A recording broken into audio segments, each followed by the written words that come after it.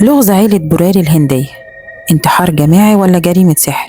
تخيل تصحى الصبح وتكتشف إن كل أفراد جيرانك ماتوا في ليلة واحدة، مش شخص ولا اتنين، دول 11 فرد من عيلة واحدة معلقين بحباله بنفس الطريقة وعيونهم متغطية، ومفيش أي علامة على دخول حد بالقوة ولا سرقة ولا مقاومة.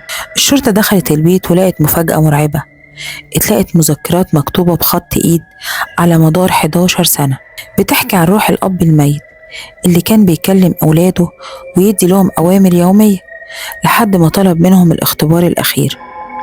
في المذكرات قالت إنهم لازم يعملوا طقس تعليق جماعي، بس الغريب الطقس ده كان مكتوب بالتفصيل، نفس عدد الأشخاص، نفس الحبال، ونفس الكراسي اللي اتشال من تحته.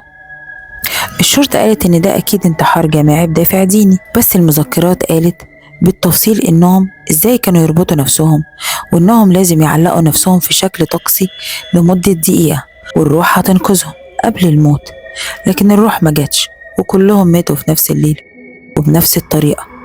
العيلة ما كانتش مجنونة، لكن كانوا مغيبين.